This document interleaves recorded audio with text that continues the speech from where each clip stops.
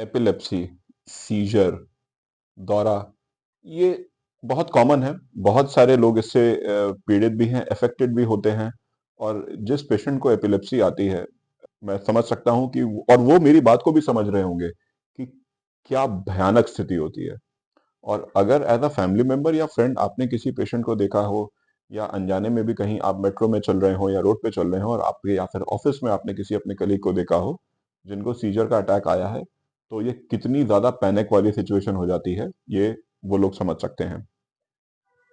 कई बार हमारी फैमिलीज में या हमारे नोटूज में ऐसे पेशेंट्स भी होते हैं जहां बच्चों को चाहे डाउन सिंड्रोम हो, सेरेब्रल पाल्सी हो, या जन्म के समय जो बच्चे समय पर रो नहीं पाए हैं, उनके ब्रेन में कुछ इंजरी हो, या फिर वैसे केसेस जहां पर ब्रेन में कभी इन्फेक्शन हुआ हो, ऐसे लोगों को भी एपिलेप्सी डेवलप हो जाती है।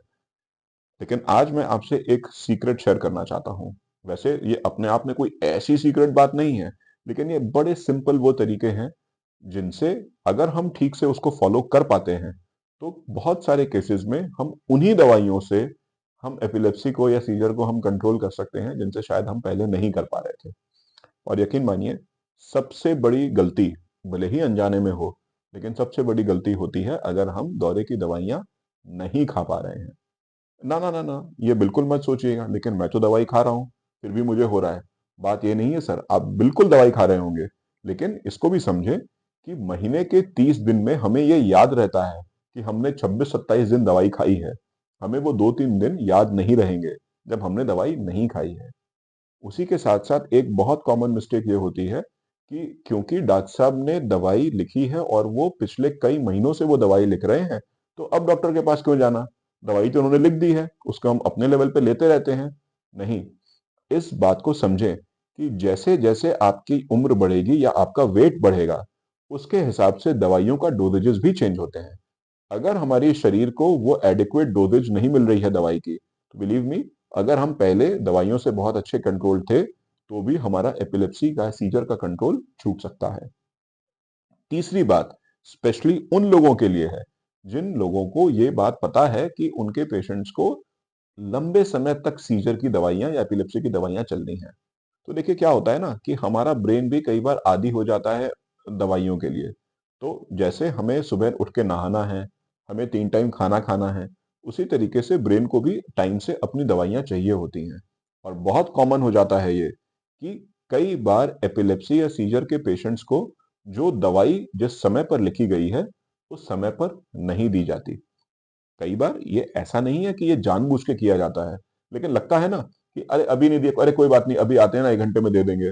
या कई बार आपने आपने पूरी मेहनत से दवाई पेशेंट को दी है, लेकिन कई बार पेशेंट का बिहेवियर ऐसा नहीं होता है, या वो हमारे एल्डर्स होते हैं कि भाई आप उनके मुंह में तो नहीं डालेंगे, आप तो यही देंगे कि बाबूजी दवाई खा लीजिए।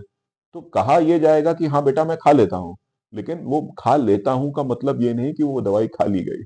तो इसको समझें, सही दवाई सही मात्रा में शरीर के अंदर जाना, उसका पेट में और हमारे आंतों में उसको डाइजेस्ट होना, उसको एब्जॉर्ब होना, और फिर टारगेट ऑर्गन मतलब ब्रेन में पहुंचना, ये रास्ता बहुत लंबा है। और यहीं से आती हैं बाकी बातें।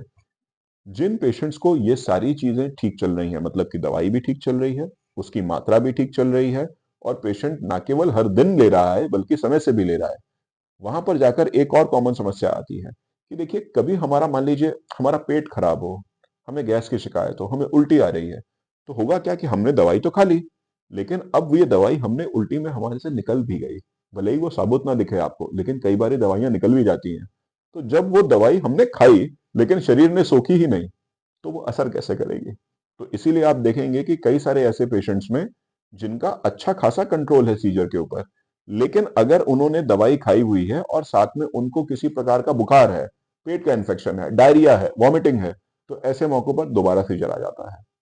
उसी तरीके से हमें ये बात का भी ध्यान रखना होता है कि कई बार बॉडी में कोई डायरिया वायरिया वॉमिटिंग नहीं होगा, लेकिन हमें फीवर या इन्फेक्शन या इन्फ्लेमेशन किसी और रीजन की वजह से है। आर्थराइटिस हो गया, ठीक है, या किसी को यूटीआई हो गया, या किसी और कारण से फीवर हो गया, तो आप देखेंगे कि कुछ पेशेंट्स में सीजर प्रेसिपिटेट हो जाता है।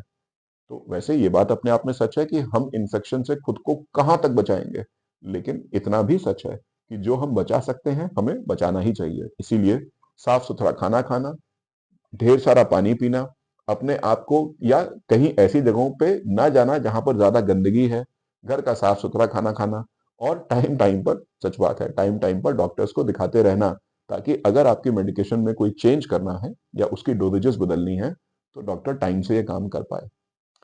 सीज़र के या एपिलेप्सी के उन मरीज़ों के लिए ये मेरा स्पेशल मैसेज है कि आपकी ये प्रॉब्लम काफ़ी हद तक कंट्रोल हो सकती है। बस थोड़ा-सा अगर हम केयरफुल रहें और अगर हम लगातार मेडिकल एडवाइस के अंडर रहें। Thank you.